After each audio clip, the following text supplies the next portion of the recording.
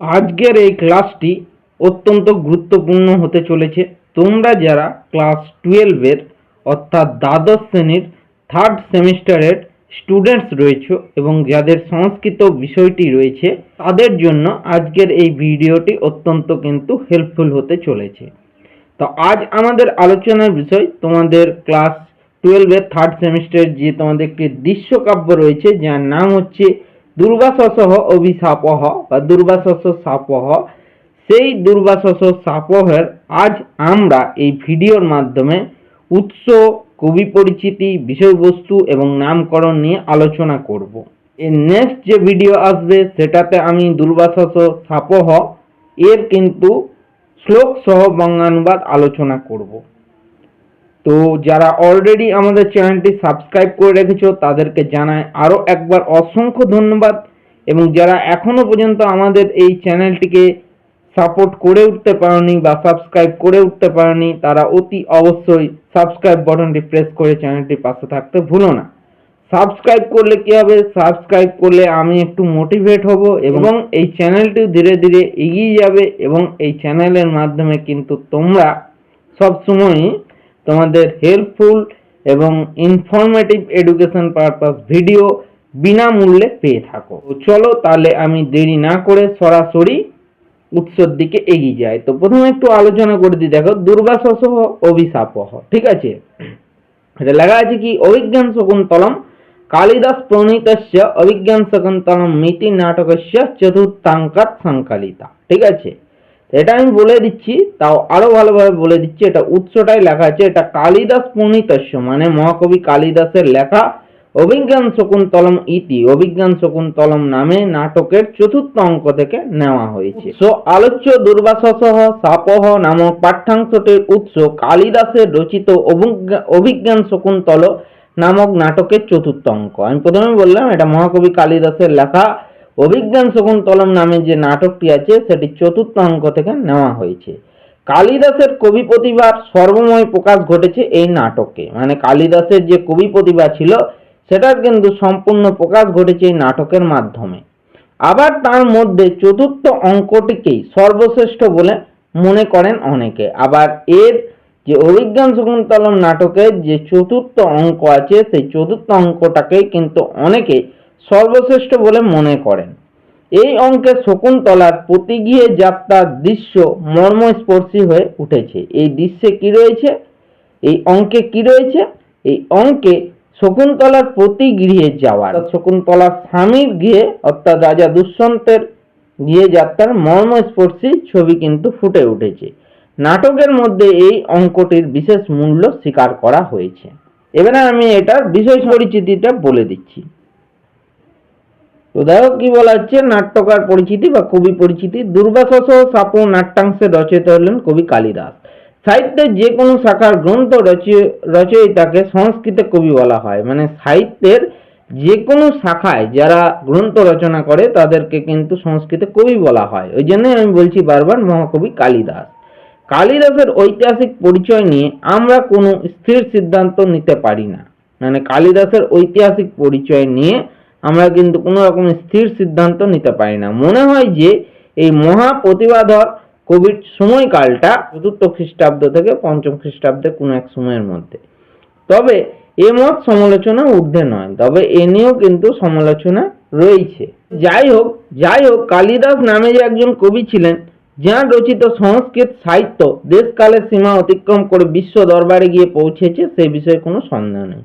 তবে যে কালিদাস একজন খুব অত্যন্ত প্রতিভাধর কবি ছিলেন সে সম্বন্ধে কিন্তু আমাদের মনে কোনো রকম সন্দেহ নেই, কারণ তার কাব্য প্রতিভার স্পর্শে কিন্তু দেশ কালের সীমা অতিক্রম করে মানে ওয়ার্ল্ড ওয়াইড মানে বিশ্ব দরবারেও কিন্তু কালিদাসের এই সমস্ত রচনা পৌঁছে গেছে। তিনি 4টি কাব্য, 3টি নাটক, তার লেখা 4টি কাব্য হলো ঋতু সংহারম, কুমার সম্ভবম, রঘুবংশম এবং মেঘদূতম। আর 3টে নাটক হলো মালবিকাগ্নিমিত্রম, বিক্রমবর্ষীয়ম এবং অভিজ্ঞান শকুন্তলম। তাহলে এটা জেনে রাখো, কালিদাসের 4টি কাব্য ঋতু সংহার, কুমার সম্ভবম, রঘুবংশ এবং মেঘদূত। আর 3টে নাটক হচ্ছে মালবিকাগ্নিমিত্র, বিক্রমবর্ষীয়ম এবং অভিজ্ঞান শকুন্তলম। এবারে চলো আমরা বিষয় সংক্ষেপটা জেনে নেব। দেখো বিষয় সংক্ষেপ কি বলা হচ্ছে, শকুন্তলার দুই প্রিয় সখী প্রিয়ঙ্গদা অনুসূয়া। তাহলে শকুন্তলার দুই প্রিয় সখীর নাম লেখো বললে প্রিয়ঙ্গদা অনুসূয়া। তো প্রিয়ঙ্গদা অনুসূয়ার কথোপকথন থেকে জানা যাচ্ছে রাজা দুষ্যন্ত কোথাকার আছেন? হস্তিনাপুরের। তো হস্তিনাপুরের রাজা দুষ্যন্ত শকুন্তলাকে গান্ধর্ব মতে বিবাহ করার পর নিজ রাজ্য চলে গেছেন।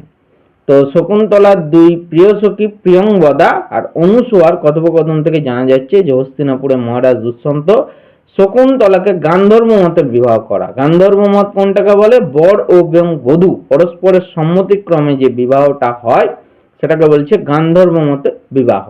বিবাহ করে কিন্তু নিজ রাজ্যে চলে গেছেন। সখীরা এইভাবে ভয় পাচ্ছে যে শকুন্তলাকে নিয়ে যেতে রাজার কোনো লোক আসবে নাকি আসবে না। তো সখীরা এইভাবে ভয় পাচ্ছে রাজা দুষ্যন্ত শকুন্তলাকে বিয়ে করে চলে গেলেন। এরপর শকুন্তলাকে প্রতিগৃহে নিয়ে যাওয়ার জন্য রাজা দুষ্যন্তের ওখান থেকে রাজদরবার থেকে কোনো লোক আসবে না আসবে না। ভবিষ্যতে শকুন্তলার জীবনে হয়তো বিপদ নেমে আসবে, এরকম একটা আশঙ্কা করছে। মহর্ষি কর্ণ আশ্রমে ফিরে এসে শকুন্তলার বিবাহ বিষয়ে জানতে পারবেন। বলছে মহর্ষি কর্ণ গেছিলেন তীর্থ করতে, তো সেখান থেকে সোমতীর্থে গেছিলেন। সেই সোমতীর্থ থেকে ফিরে আশ্রমে যখন ফিরে আসছেন তখন শকুন্তলার বিবাহ বিষয়ে জানতে পারবেন। তারা যখন এইসব কথা ভাবছে তখন এক ক্রুদ্ধ কণ্ঠস্বর শুনে তারা সচকিত হয়ে ওঠে। তারা যখন ওই প্রিয় সখী অনুসূয়া প্রিয়ঙ্গদা যখন এই সমস্ত কথা চিন্তা করছে তখন একটা ক্রুদ্ধ কণ্ঠস্বর কিন্তু শুনে তারা সচকিত হয়ে ওঠে। দুষ্যন্তের চিন্তায় বিভোর শকুন্তলা আশ্রমে আগত তপস্বী দুর্বাসার উচিত সম্মান দিতে পারেনি। অর্থাৎ যে সময় মহর্ষি দুর্বাসার রাগ ছিল তখনকার দিনে কিন্তু প্রচন্ড ঋষিদের মধ্যে। তো দুর্বাসা মুনির তখন যে সময় শকুন্তলার আশ্রমে মহর্ষি কর্ণের আশ্রমে প্রবেশ করছিলেন সেই সময় কিন্তু শকুন্তলা প্রতি দুষ্যন্তের চিন্তায় খুবই নিমগ্ন ছিলেন। সেই জন্য যে দুর্বাসা এসেছেন তার আগমন উপস্থিতি কিন্তু বুঝতে পারেননি, আর তাতেই ক্রুদ্ধ হয়ে দুর্বাসা শাপ দিয়েছেন। এবং সেটাতেই ক্রুদ্ধ হয়ে কিন্তু মহর্ষি দুর্বাসা শাপ দিয়েছেন। কি বলছেন? যার চিন্তা করতে করতে আমার মতো অভ্যাগত তপস্বীর দিকে খেয়াল করছিস না সে তোকে ভুলে যাবে। বলছে যার কথা চিন্তা করতে করতে আমার মতো অভ্যাগত তপস্বীর দিকে খেয়াল করছিস না সে তোকে কিন্তু ভুলে যাবে, এরকম একটা অভিশাপ দিলেন। এরপর প্রিয়ঙ্গদার অনেক অনুনয় বিনয়ে সেই অভিশাপের কঠোরতা কিছুটা কমেছে। তো এটার একটা সংস্কৃত লাইন আছে, তার মাধ্যমে মহর্ষি দুর্বাসা অভিশাপ দিচ্ছেন। তা আমি বলে দিচ্ছি শ্লোকটা। বিচিন্তয়ন্তি যৌনান্না মাংসা তপোধনং বেৎসি না মামুপস্থিতম সরিষ্যতি তং নস বোধিতৌপি সং কথং প্রমত্তঃ প্রথমং কিতামিবহ। তো এই শ্লোকটি কিন্তু অত্যন্ত গুরুত্বপূর্ণ। তো তারপরে কি বলা হচ্ছে দেখো, এরকম অভিশাপ দেওয়ার পর এরপর প্রিয়ঙ্গদার অনেক অনুনয় বিনয়ে সেই অভিশাপের কঠোরতা কিছুটা কমেছে। তারপর প্রিয়ঙ্গদা অনেকটা কিন্তু অনুনয় বিনয় করে ঋষি দুর্বাসার কিন্তু ক্রোধ একটু প্রশমন করেছে। দুর্বাসা আশ্বাস দিয়েছেন যে স্মারক অলঙ্কারটি দুষ্যন্ত প্রদত্ত আংটিটি, স্মারক অলঙ্কার মানে দুষ্যন্ত যে আংটিটি দিয়েছেন, যতক্ষণ না দুষ্যন্তকে দেখানো হচ্ছে এই বিস্মরণ শুধু ততক্ষণই থাকবে। বলছে দুর্বাসা মুনির আশ্বস্ত দিলেন, রাগ কিছুটা কমলে বলল রাজা দুষ্যন্ত যে আংটিটি দিয়েছেন, ঠিক আছে, সেই আংটিটি যতক্ষণ না দুষ্যন্তকে দেখানো হচ্ছে এই বিস্মরণ শুধু ততক্ষণই থাকবে। বলছি যতক্ষণ না রাজা দুষ্যন্ত শকুন্তলাকে যে আংটিটি দিয়েছেন বিবাহের সময় সেই আংটিটি যতক্ষণ না দেখাবেন ততক্ষণ কিন্তু দুষ্যন্ত শকুন্তলাকে চিনতে পারবেন না। আবার দেখালেই কিন্তু দুষ্যন্ত শকুন্তলাকে চিনতে পারবে। এরপর দুই সখী বিচার বিবেচনা করে এই ঘটনার কথা নিজেদের মধ্যে গোপন রাখে। তারপর এই কথা দুজনে জেনে কিন্তু সেই কথা শকুন্তলাকে তারা না জানে নিজেদের মধ্যে গোপন করে রাখে, কারণ শকুন্তলা শুনলে মনে খুব কষ্ট পাবে, তার জন্য জানায়নি। তারা জানে যে শকুন্তলার কাছে রাজার দেওয়া একটি আংটি আছে, সেটি দিয়ে শাপ মোচন হবে। তারা জানে শকুন্তলার কাছে রাজার দেওয়া অর্থাৎ রাজা দুষ্যন্তের দেওয়া একটি আংটি আছে, সেটি দিয়ে শাপ মোচন হবে। কিন্তু শকুন্তলাকে এসব ঘটনা বুঝিয়ে বলার মতো অবস্থা নেই। শকুন্তলা নিজেই কামার্ত এবং আত্মবিস্মৃত, কিন্তু শকুন্তলাকে এইসব ঘটনা যে বুঝিয়ে বলবে, শকুন্তলার মনে কিন্তু এসব অবস্থা নেই। কারণ শকুন্তলা এই মুহূর্তে কামার্ত এবং আত্মবিস্মৃত, নিজে মনে মনে কিন্তু সবকিছুই ভুলে যাচ্ছে। এই অবস্থায় দুই সখী স্থির করে যে প্রকৃতি কোমল বান্ধবী শকুন্তলাকে যে কোনো মূল্যে রক্ষা করতে হবে। এই অবস্থায় অনুসূয়া প্রিয়ঙ্গদা দুই সখী স্থির করে প্রকৃতির থেকেও কোমল বান্ধবী শকুন্তলাকে কিন্তু যে কোনো মূল্যেই কিন্তু রক্ষা করতে হবে।